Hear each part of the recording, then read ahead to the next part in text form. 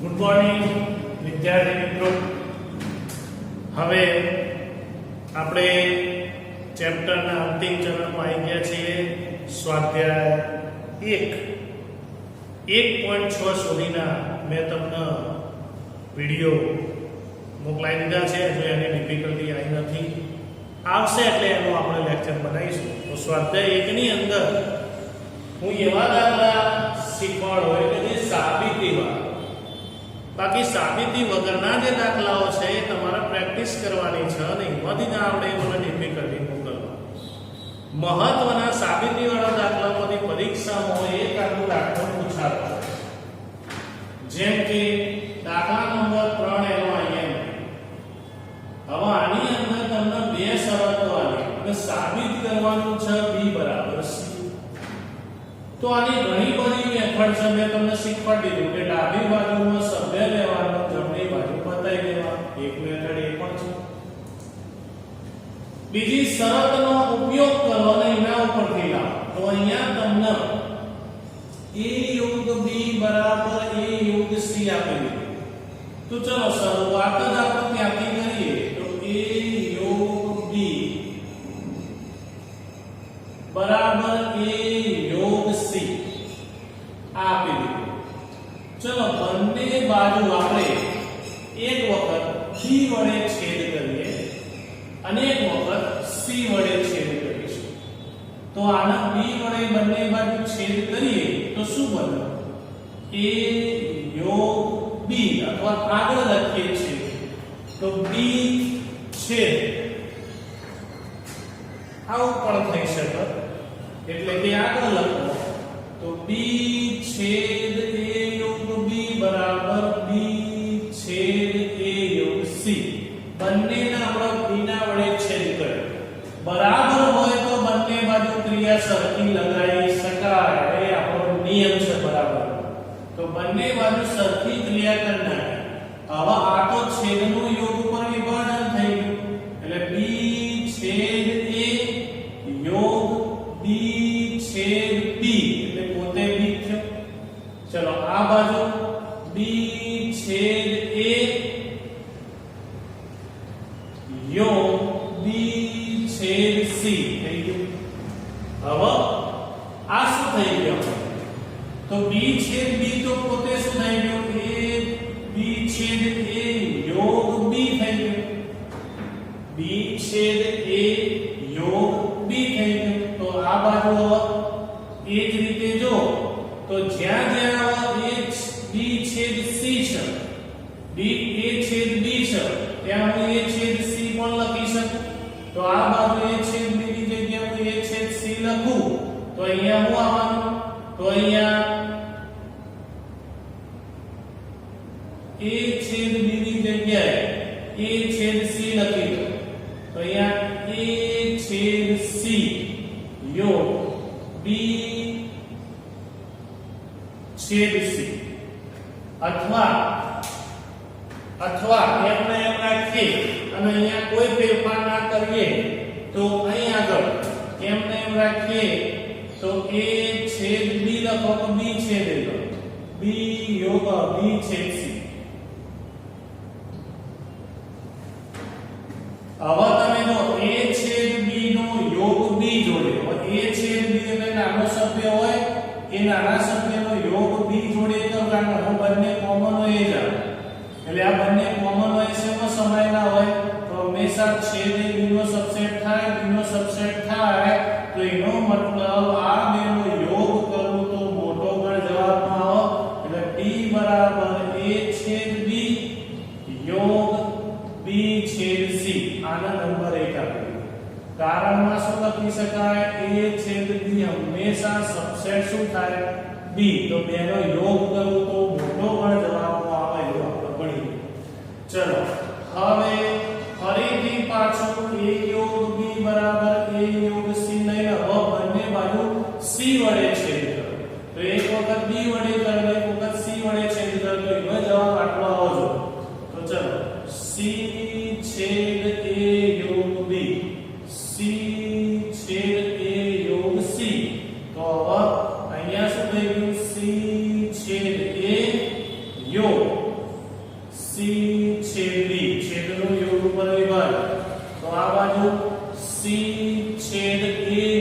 C તો એને જ ખબર પડે a યોગ c ની અંદર c નો છેદ કરો તો c નો છેદ કરો જાવ હવે c જાવ કારણ કે c પોતે શેમાં સમાયેલો a યોગ c નો પતિ c પોતે શેમાં સમાયેલો છે a યોગ c નો એટલે આનું સાદુરૂપ આપવાનું જરૂર નથી અહીંયા એવું જ છે a યોગ b માં b સમાયેલો ડાયરેક્ટ b લખીને તો એ ચાલે આ વિસ્તરણ આપવા જરૂર નથી તો આ સાદુરૂપ આપવાની જરૂર જ નહીં કારણ કે a યોગ b ની અંદર b સમાયેલો છે એટલે b સબસેટ a યોગ b બેનો છેદ કરો પણ જવાબમાં મળે b પતિ તો હવે તમે જો અહીંયા આ બે સમાન કરવું જોઈએ આ બે સમાન કરવા માટે મારે શું કરવું પડે તો આ બે સમાન કરવા માટે b છેદ c તો સચ b છેદ c તો અહીંયા 6 જોઈ લો તો આ b છેદ c તો અહીંયા b છેદ c 6 અહીંયા a છેદ b લાવવાનું તો c છેદ a આવી ગયું તો આ a છેદ b બરાબર a છેદ c એટલે a છેદ c ની જગ્યાએ હું હવે શું લખી શકું a છેદ b લખી શકું તો અહીંયા c છેદ a ની જગ્યાએ હું લખી શકું a છેદ b તો a છેદ b યોગ b છેદ c બરાબર c કારણમાં a છેદ b બરાબર a છેદ c એનો ઉપયોગ તો આનો ઉપયોગ આનો કર્યો બે સરખા લાવવાનો હવે તમે આને લખી શકો a છેદ b યોગ b છેદ c આનો પરિણામ નંબર 2 તો પરિણામ 1 અને 2 પરથી તમે કહી શકો b બરાબર c એટલે દાખલો એકદમ ઈઝી છે કશું જ કરવાનું નથી એક વખત b વડે છેદ કરવાનું એક વખત c વડે છેદ કરવાનું પરિણામ આ જ લેવાનું તો ચલો એક વખત b વડે છેદ કર્યો તો અહીંયા મને શું મળ્યું માની લો આ સ્ટેપ ના લખો તો એ મને b મળવાનો છે કારણ b છેદ a યોગ b એટલે b ના બધા સભ્યો યોગમાં તો હોય તો એનો મતલબ b નાનો થયો તો છેદ કરું તો મને શું મળે b મળવાનો છે ઓકે હું વિસ્તરણ ના કરું તો એ મેં અહીંયા વિસ્તરણ કરી દીધું એ જ રીતે અહીંયા જો એક વખત c વડે તો c છેદ a યોગ b એટલે શું થાય તો આનો વિસ્તરણ કરવું પડે જરા અહીંયા શું મળી ગયું જો a યોગ c ની અંદર c આવી જાય તો c સબસેટ a યોગ c તો બેનો છેદ કરું તો c મળવાનો છે તો આ c બરાબર મળે ને આ b બરાબર તો b અને c ના જવાબો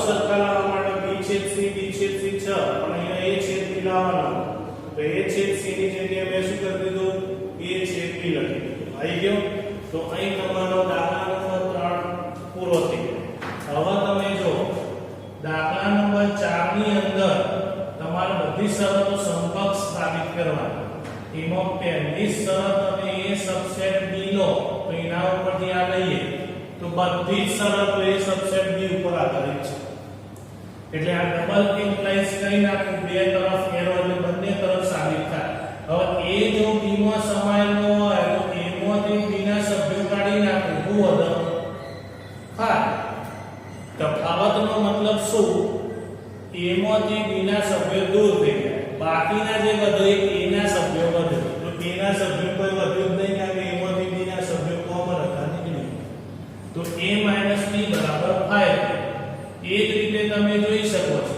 કે જો a સબસેટ b હોય તો એનો મતલબ યોગ કરું તો જવાબમાં શું મળવાનો મોટો ગુણાંક જે ઓલરેડી આપણે આગળના નિયમનો ઉપયોગ કર્યો છે કે ભાઈ આ હોય તો એનું આવું લખી શકાય એ આ હોય તો એનું આવું લખી શકાય ક્લિયર અને એ જ રીતે જો છેદ કરું તો મને શું મળે નાનો એટલે આ બધી શરતો એકબીજાને શું છે સમકક્ષ એટલે આખી સાબિતી આટલી પૂરું થઈ a સબસેટ b ઉપરથી બધું સાબિત થઈ શકે એ જ રીતે ઉલટું જવું હોય તો આના ઉપરથી આ સાબિત થાય આના ઉપરથી આ સાબિત થાય આના ઉપરથી આ સાબિત એટલે ઉલટ સુલટ બંને સાબિતીઓ તમે આટલામાં લખી શકો છો એના માટે લાંબુ લખવા જરૂર નથી પછી જુઓ પાંચમાની રકમ શું કહે સાબિત કરો કે a સબસેટ b તો c - b સબસેટ c - હવે એક જ તરફ આપણે સાબિતી આપવાની એક જ તરફ આપવાની છે એટલે એનો મતલબ c - b માં હું સભ્ય લઈ લઉં અને c - a માં બતાવી દઉં. તો ધારો કે પ્રત્યેક x belongs to લઈ લઉં તો x belongs to c - b એનો મતલબ શું થયું x એ c માં હોય પરંતુ શેમાં ના હોય તો x not belongs to b. પતી ગયું. હવે જો x not belongs to b જો b માં નથી તો એમાં ના હોય કારણ કે એના સભ્યો શેમાં સમાયેલા b માં.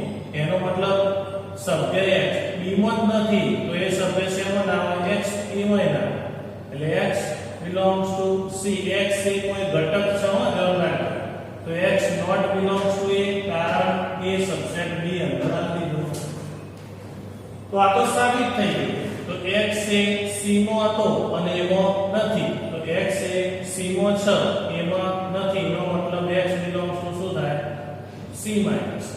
તો c માઈનસ b માં લીધો તો c માઈનસ a માં મળ્યો તો સાબિત થઈ ગયું c minus b subset c minus. એકદમ ઈઝી. તો આ ઇક્વલ ટુ સિવાયના જેટલા દાખલા જે દાખલાની અંદર ઇક્વલ ટુ સાબિત કર્યું એને પરફેક્ટ થિયરિકલ જ સાબિત કર્યું. પણ જે દાખલામાં ઇક્વલ નથી એને અથવા તરીકે તમે ગણ ધરીને ગણી શકો છો. હવે આ દાખલો બીજી રીતે શીખવાડો તો અહીંયા તમારે ABC ધારી લેવાના. ABC ધારી લે એટલે A સબસેટ B નું પાલન થાય એવું. એટલે અહીંયા 1 2 ધારો તો B બરાબર મારું ધારો પડે 1 2 તો લેવા જ પડે. અને અહીંયા લઈ લો 3 અને 4 તો C કોઈ અન્ય લઈ તો C ની અંદર હું લઈ લઉં 3 4 5 અને 6. તો હવે હું આનું પાલન કરી શકું છું. A સબસેટ B નો અંદર છે તો C - b ને C - a શોધી નાખું પાલન થવું જો તો C - a તો C માંથી A ના સભ્યો જાય તો શું થાય 3 4 5 6 પોતે જ વધે.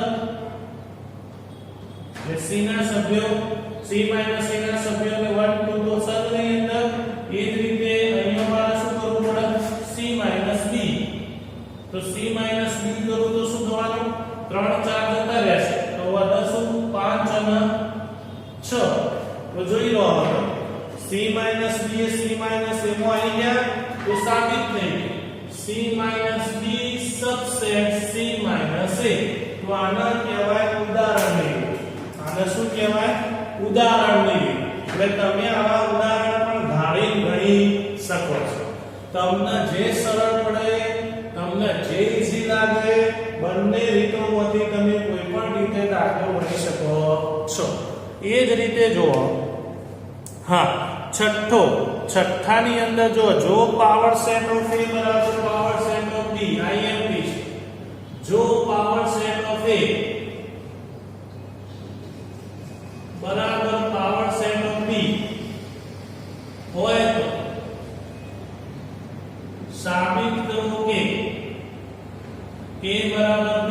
ફરી પાછું ઇક્વલ આવ્યું. ઇક્વલ માં તમે ઉદાહરણ પદ્ધતિનો ઉપયોગ કરી શકો નહીં. ધ્યાન રાખજો ઉદાહરણ પદ્ધતિ ઇક્વલ સિવાયના દાખલામાં થઈ શકે. હવે મારે A બરાબર B સાબિત કરવાનું આવ્યું ભાઈ બંને તરફ સાબિતી આપવી પડે. ઓકે ચલો બંને તરફ એટલે A નો સભ્ય લેવા પડે. એટલે હું શું કરું પાવર સેટ છે ભાઈ.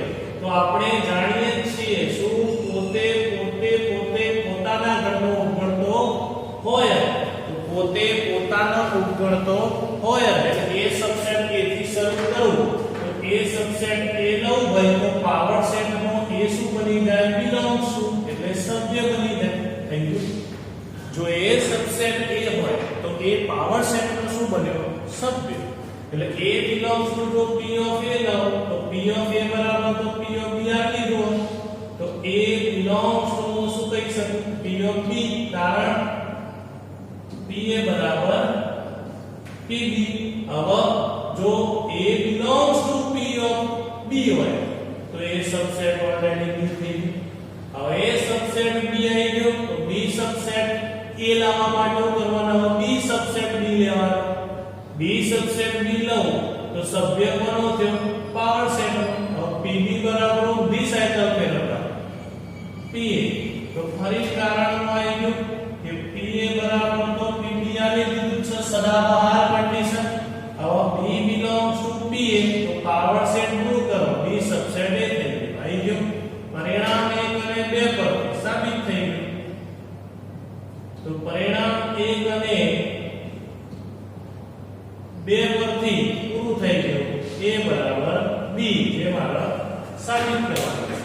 તો આ તમારો દાખલો અહીંયા પૂરો થઈ ગયો. તો સમજી લો, જોઈ લો, સ્ક્રીનશોટ પાડી લો અને દાખલો કરી. હવે જો દાખલા નંબર 7. દાખલા નંબર 7 માં શું પ્રશ્ન છે? એ આવું સાચું છે?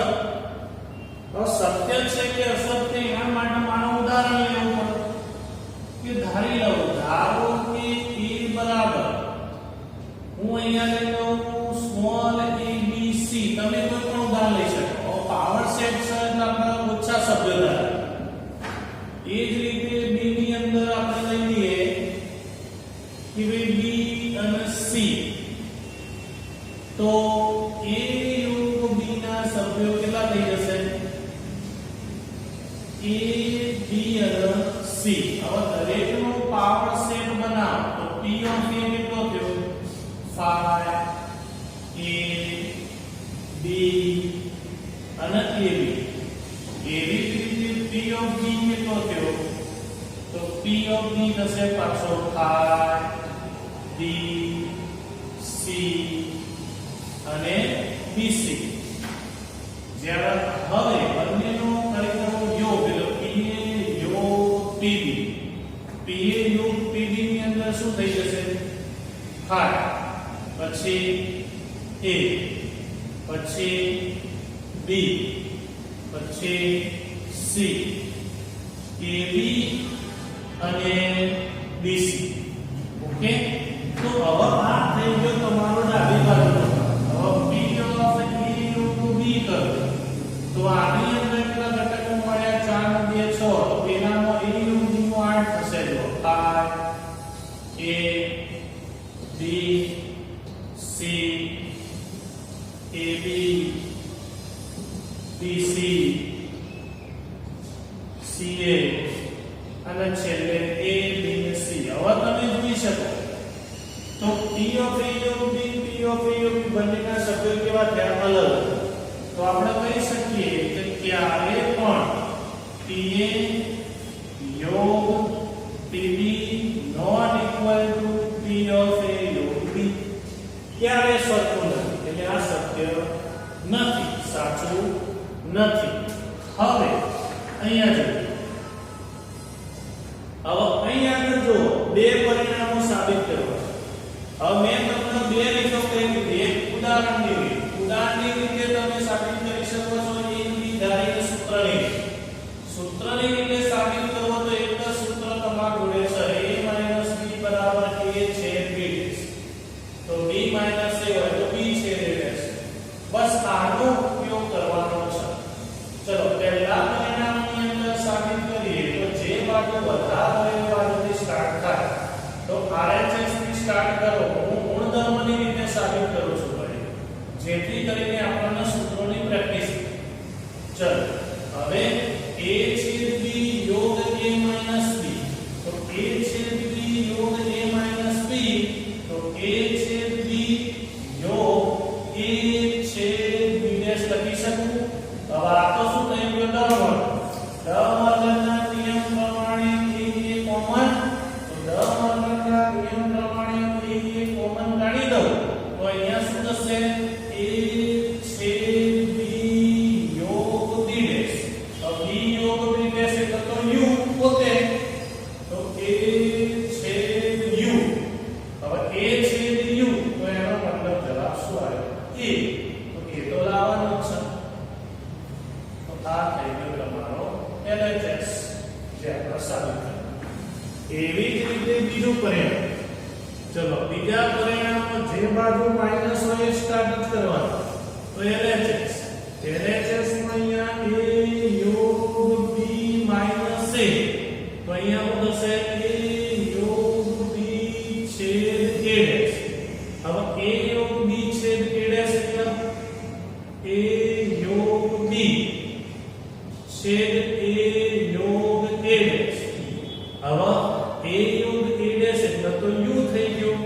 એટલે a યોગ b છેદ u. હવે a યોગ b છેદ u એટલે u ની અંદર તો ગમે તેટલો હોય સભ્ય સમાઈ જવાનો, એટલે આનો મતલબ a યોગ b થયો. કારણ કે a યોગ b સબસેટ શું કહેવાય? u તો બધાનો બાપ કહેવાય, તો બધાને સમાઈ જાય, એટલે એનો મતલબ આ થઈ ગયો તમારો જવાબ. ક્લિયર? તો બહુ મસ્ત દાખલો છે, સાબિતી પણ બહુ સરસ છે. ચલો એ જ રીતે આનો વારો લઈએ. તો LHS ની અંદર તમને આપી દીધું a યોગ a છેદ b. સાદું રૂપ આપીએ તો a યોગ a વિભાજનનો નિયમ a યોગ a છેદ a યોગ b પતી ગયું. હવે a યોગ a તો a જ થયો. ઓકે, તો a છેદ a યોગ b નો મતલબ a યોગ b માં a સમાયેલો, એટલે કારણ શું થયું? a સબસેટ a યોગ b. હવે a યોગ b માં a સમાયેલો હોય તો છેદ કરું તો કયો ગણ આવે? નાનો. તો છેદ કરું તો નાનો ગણ, યોગ કરું તો મોટો ગણ. Is equal to RHS. પતી ગયું. સેમ પ્રોસેસ અહીંયા. તો સેમ પ્રોસેસ અહીંયા કરીએ તો એનો મતલબ a છેદ a યોગ b. તો a છેદ a યોગ a છેદ b. a છેદ a છેદ b થઈ ગયું. હવે a છેદ a તો a થયો. હવે a નો યોગ a છેદ b જોડે કરો તો આપણા નિયમ ભણી ગયા કે છેદ જે છે હંમેશા શેમાં સમાયેલો હોય? ગણમાં. જ્યારે યોગ હોય તો યોગ એ મોટો કહેવાય, એમાં ગણનો સમાય, પણ ગણ યોગમાં સમાય. એટલે અહીંયા જો યોગ હોય તો આ પાછળ આવવાની આગળ આવે, પણ છેદ એટલે થઈ જાય નાનો, તો છેદ આના સબસેટમાં આવી જાય. એટલે હવે તમે જોઈ શકો કે a છેદ b સબસેટ a છે, તો એનો યોગ કરવામાં આવે, આ બેનો યોગ કરવામાં આવે તો ગણ એટલો મોટો, યોગ એટલે મોટો ગણ. વારંવાર આપણે કહીએ છીએ તો અહીંયા a મોટો હતો એટલે અહીંયા હોય. ચલો, તો આ થઈ ગયો તમારો જવાબ. તો અહીં આગળ નવમો દાખલો તમારો પૂરો થાય છે. હા, ફરી એકવાર કહી દઉં છું, તમે આ જ દાખલાઓ જે છે ઉદાહરણ પદ્ધતિ પરથી ગણી શકો છો. મેં એક દાખલો આગળ ગણી લીધો તો તમે a બરાબર 1 2 3 b બરાબર 4 5 6 અને એ રીતે ધારીને પણ ગણી શકો. આ બધા દાખલા એ રીતે સાબિત કરી શકાય ગણવામાં. ઓકે, તમને માની લો સૂત્ર તકલીફ છે તો તમે એ રીતે ઉદાહરણ ધારીને ગણી શકો છો. હવે આવે છે તમારો IMP દાખલો 11મો, પણ એ પહેલા 10મો જોઈ લો. 10મો IMP નથી પણ 11મો IMP પરીક્ષામાં પૂછી શકાય. a છેદ b બરાબર a છેદ c પરથી b બરાબર c કહી શકાય નહીં. હવે આવું બરાબર ન કહી શકાય તો એવું મારે સાબિત કરવા માટે ઉદાહરણ કે b બરાબર c ના થાય પણ બેનો છેદ સરખો થાય. હવે બેનો છેદ સરખો થાય તો એવું ઉદાહરણ આપી દઉં. તો ધારો કે ગણ ધારી લો a બરાબર હું લઈ લઉં 1 2 3 અને 4, b બરાબર લઈ લઉં 3 4 5 અને 6. તો c એવો ધારો કે જેથી a છેદ b અને a છેદ c સરખો થાય. તો 3 4 7 અને 8 લઈ આવા મેં ત્રણ ગણ ધારેલી. તો તમે જોઈ શકો b ને c કયો થયો? જુદો જુદો થયો. પરંતુ a છેદ b કરીશ તો કેટલો જવાબ આવશે? 3 અને 4. જ્યારે b છેદ c કરીશ, આ a છેદ c, a છેદ b કરીશ તો એ 3 4 અને a છેદ c કરીશ તો પણ કેટલો આવ્યો? 3 4. એટલે એનો મતલબ a છેદ b બરાબર a છેદ c થઈ ગયો. પરંતુ હું એવું ના કહી શકું કે b બરાબર c, એટલે b not equal to c. b અને c સરખા નથી. તો આની મદદથી આપણે કહી શકીએ કે a છેદ b બરાબર a છેદ c હોય તો b બરાબર c ના થાય એવું થશે નહીં. તો એવું મેં તમને ઉદાહરણ.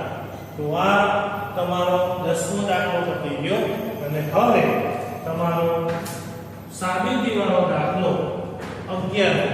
તો 11મા દાખલામાં તમને સૂચન આપી દીધું છે કે જો સૂચન મેં આપી દીધું છે a અને b ગણો મેં આપ્યા છે. a અને b ગણો છે એમાં કોઈ પણ ગણ x માટે જો a છેદ x બરાબર b છેદ x બરાબર પાઈ ને રકમ સુધારજો ભાઈ. નોટ ઇક્વલ ટુ પાઈ ને બરાબર પાઈ આવેલું છે અને ચોપડીમાં એ ભૂલ કરેલી છે જો કે એનો બહુ વાંધો આવતો નથી. તો સાબિત કરો કે a બરાબર b. સૂચકની અંદર એ તમને બે સૂત્રો આપી દીધા છે. a બરાબર a છેદ a યોગ x અને b બરાબર b છેદ b યોગ x જેનો આપણે ઉપયોગ કરવાનો છે. જો એકદમ ઈઝી દાખલો. તો જે સૂચન તમને આવેલું છે એ સૂચનનો ઉપયોગ કરીને a બરાબર a છેદ a યોગ x. તો તમને બે શરતો આપી છે. a છેદ x બરાબર b છેદ x. જો કે આની કોઈ જરૂર નથી. અને a યોગ x બરાબર b યોગ x. તો જ્યાં જ્યાં a યોગ x છે ને ત્યાં b યોગ x મૂકી દો. ચલો કારણમાં શું લખીશ? a યોગ x બરાબર b યોગ x. હવે હું આના છેદનું યોગ પર વિભાજન કરું તો a છેદ b યોગ a છેદ x થઈ ગયું. હવે a છેદ b યોગ a છેદ x. હવે a છેદ x બરાબર તો b છેદ x છે. તો a છેદ b યોગ b છેદ x. કારણ a છેદ x બરાબર b છેદ x. તો ફરી વર્ગનો ભેગો કરો તો b b તમારો કોમન છે. કોમન હોય એ બહાર લે એ તો આપણે ભણી ગયા. તો b b કોમન હોય એ બહાર લેશે તો b છેદ a યોગ x. તો b બહાર લેશે b છેદ a યોગ x લખી શકાય. તો b છેદ a યોગ x. તો હવે તમે જો b છેદ a અને b છેદ x. તો b છેદ a યોગ x. હવે આનું વિસ્તરણ કરો તો b છેદ a રાઈ ગયો b છેદ a અને યોગ b છેદ x આવી ગયો. હવે b છેદ x આવી ગયો એનો મતલબ b છેદ a યોગ x. પરંતુ મારે તો b બરાબર હોવું જોઈએ b છેદ b યોગ x. તો a યોગ x ની જગ્યાએ પાછો b યોગ x મૂકી દો તો સાબિત થઈ ગયું. તો અહીંયા શું થઈ જશે? b છેદ a યોગ x ની જગ્યાએ b યોગ x લખી શકું. પરંતુ b છેદ b યોગ x એટલે મેં શું કર્યું ભાઈ? a યોગ x ની જગ્યાએ b યોગ x લખી દીધા. કારણ કે આલેલું છે. હવે b છેદ b યોગ x તો સૂચન તમને આલેલું છે. તો સૂચનની અંદર જોઈ લો તો b છેદ b યોગ x બરાબર તો હું શું લખી શકું? b પોતે. તો a બરાબર સાબિત થઈ ગયું b. મોસ્ટ આઈએમપી દાખલો 11મો દાખલો એ મોસ્ટ આઈએમપી દાખલો છે. તો અહીં તમારો 11મો દાખલો થઈ ગયો પૂરો. તો સ્ક્રીનશોટ પાડી દો એટલે તમારા સ્વાધ્યાય એકના સાબિતી વાળા દાખલાઓ પૂરા થશે. ઓકે, સ્ક્રીનશોટ પાડી દો, લખી દો.